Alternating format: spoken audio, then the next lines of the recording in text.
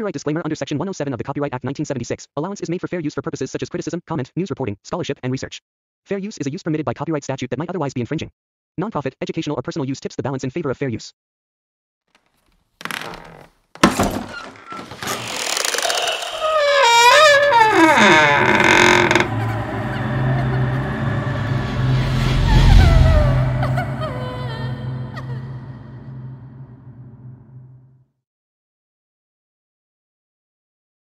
तो चलिए बढ़ते हैं आज की इस कहानी की ओर। घटना उस समय की है जब मैं अपने गांव में डाकिये का काम किया करता था।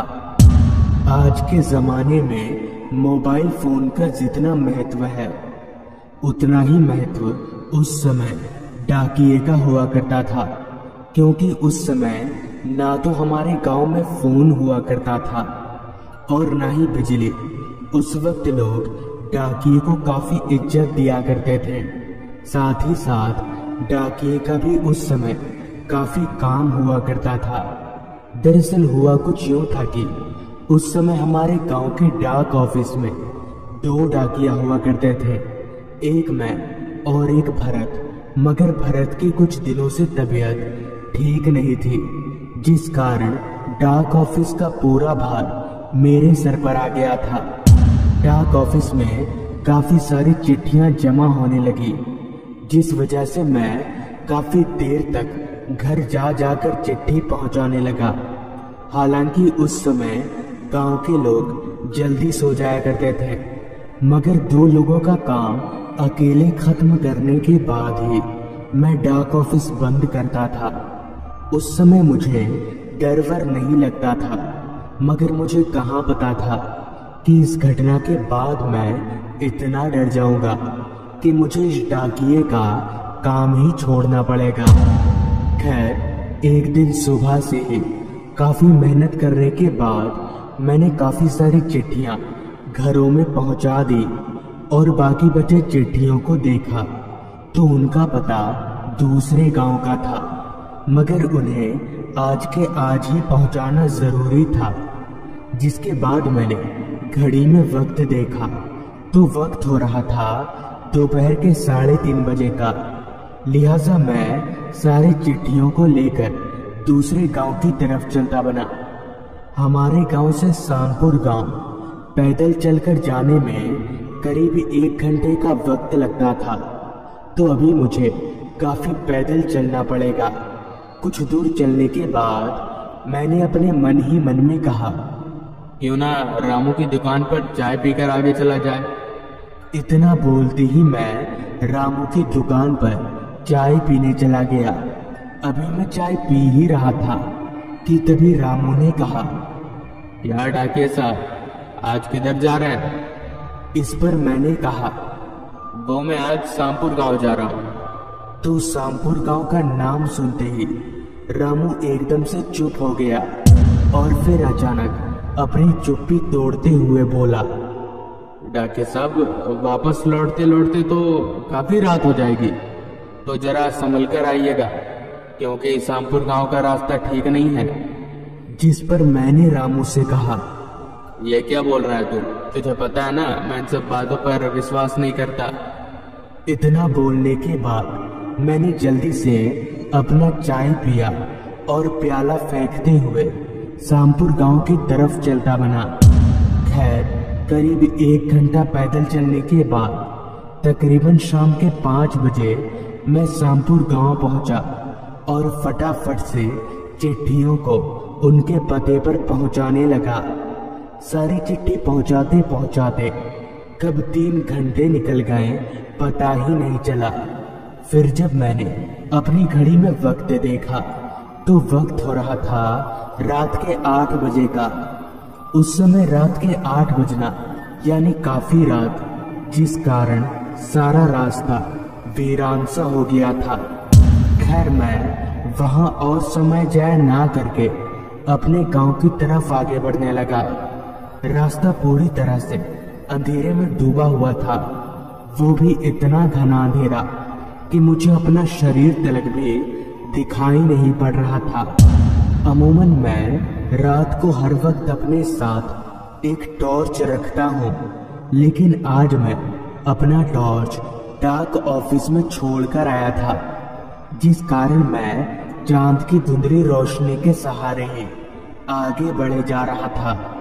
उस रास्ते पर सन्नाटा इतना छाया हुआ था कि दूर कहीं से ट्रेन की आवाज मुझे साफ साफ सुनाई पड़ रही थी। साथ ही साथ बीच बीच में आ रही रात कीड़ों की आवाजें उस माहौल को और भी ज्यादा सुनसान बना रही थी। एक तो काफी रात, ऊपर से इतना सुनसान रास्ते को देखकर मैंने अपने मन ही मन में कहा, अगर कोई सवारी मिल जाए तो मैं उसी के सहारे गांव चला जाऊंगा। वैसे भी काफी थक चुका हूँ। इतना बोलकर मैं अभी आगे बढ़ ही रहा था कि तभी मेरी नजर रास्ते के आगे किनारे पर खड़े एक आदमी पर गई, जो कि एक रिक्शे के पास खड़ा था। उस आदमी को देखते ही मैं समझ गया कि ये एक रिक्शा वाला है। साथ ही साथ उस रिक्शे वाले को देखकर मुझे काफी खुशी महसूस हुई कि अब मुझे पैदल चलना नहीं पड़ेगा। मगर तभी मेरे जहन में एक सवाल ने दस्तक दी कि ये रिक्शा वाला इतनी रात गए यहाँ पर क्या कर रहा है। इतनी रात गए तो इसे कोई सवारी भी नहीं मिलती होगी। खैर मुझे उससे क्या, मुझे तो घर जाने से मतलब था। तो मैं चलकर उस रिक्शे वाले के पास गया तो मुझे अपने पास आता देख उस रिक्शे वाले ने कहा, कहाँ जाना है बाबू साहब, आइए मैं छोड़ देता हूँ। इस पर मैंने जवाब दिया, वो मुझे कालपुर गांव जाना है। जिस पर उस रिक्शा वाले ने कहा, हाँ हाँ बैठिए, मैं ले चलता हूँ। जिसके बाद मैं उस रिक्शा वाले की रिक्शा में चढ़कर बैठ गया और मेरे बैठते ही रिक्शा वाले ने रिक्शा को आगे बढ़ा लिया और हम अपने गांव की तरफ आगे बढ़ने लगे। रास्ते के दोनों तरफ घने जंगल होने के कारण जंगलों से तरह तरह की जंगली जानवरों की आवाजें आ रही थी। मैं भूत प्रेत से तो नहीं डरता था, मगर जंगली जानवरों से डरता था। खैर अभी हम आगे बढ़ ही रहे थे कि तभी उस रिक्शा वाले ने कहा, बाबू साहब आप शामपुर गांव चिट्ठी बांटने गए थे, तो आपने मदन लाल को चिट्ठी क्यों नहीं दिया? जिस पर मैंने जवाब दिया, हाँ मदन लाल के नाम से तो एक चिट्ठी आई है, मगर मैं जब उसके घर देने गया तो उसके घर पर कोई भी नहीं था। फिर जब मैंने आसपास से पूछा तो लोगों ने बताया कि मदन लाल की मौत कुछ दिन पहले ही हो गई है और वो अपने घर पर अकेला रहता था, जिस कारण ना तो कोई चिट्ठी लेने वाला था और ना ही मैंने दिया। लेकिन आपको कैसे पता चला? इस पर वो रिक्शा वाला कोई जवाब ना देकर हंसने लगा। तो मैंने उससे दोबारा कुछ नहीं पूछा। अभी हम आगे बढ़ ही रहे थे कि तभी ना जाने क्यों मुझे काफी तेज नींद आने लगी, वो भी इतनी कि मैं अपने पलकों को खोलकर रख तलक नहीं पा रहा था। अचानक नींद मुझ पर इस कदर हावी हो गया कि मैं रिक्शे पर बैठे बैठे ही सो गया।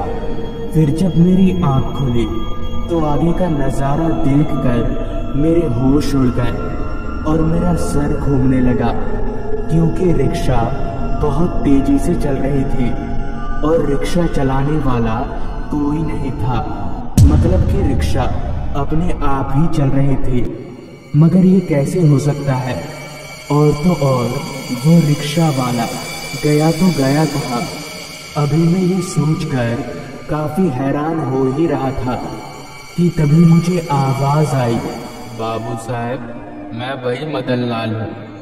उस आवाज को सुनकर मैं एकदम से चौंक गया और मैंने जब अपनी निगाहें उस आवाज की ओर घुमाई तो मैंने जो देखा उसे देखकर मेरे हाथ पैर कांपने लगे, क्योंकि वो रिक्शा वाला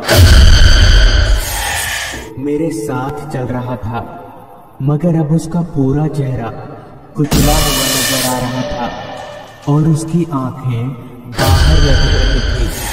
अभी मैं उसे देखकर कांप ही रहा था कि तभी अचानक काफी रफ्तार से चल रही रिक्शा एकदम से रुक गई और मेरे सामने वो रिक्शा वाला यानी कि मदन लाल की आत्मा आकर खड़ी हो गई। डर इस तरह से मेरे ऊपर हावी हो चुका था कि मेरे हाथ पैर फूलने लगे थे कि तभी मदन लाल की आत्मा ने कहा, आज से 6 दिन पहले मैं रात के वक्त इसी रास्ते पर रिक्शा चला रहा था। तभी अचानक एक पेड़ मेरे ऊपर आ गिरा, जिस कारण मौके वारदात पर ही मेरी मौत हो गई। मगर ये खबर मेरे घर वाले नहीं जानते, क्योंकि मेरे घर वाले यहाँ से काफ़ी दूर दूसरे गांव में रहते हैं। और आप मेरे घर वालों के पास जाकर मेरी मौत की खबर बता देना, क्योंकि जब तक मेरा अंतिम संस्कार नहीं होगा तब तक मेरी आत्मा को शांति नहीं मिलेगी और मेरी आत्मा यहीं पर भटकती रहेगी। इतना बोलकर मदन लाल की आत्मा हवा में धुआं हो गई और मैं सीधे अपने घर चला आया और दूसरे दिन मदन लाल के घर वालों के पास जाकर पूरी बात बता दी। तो दोस्तों, ये थी आज की कहानी। अगर आपको ये कहानी अच्छी लगी हो तो चैनल को जरूर सब्सक्राइब कर लें। जल्द ही मिलूंगा आपसे ऐसी ही एक कहानी के साथ।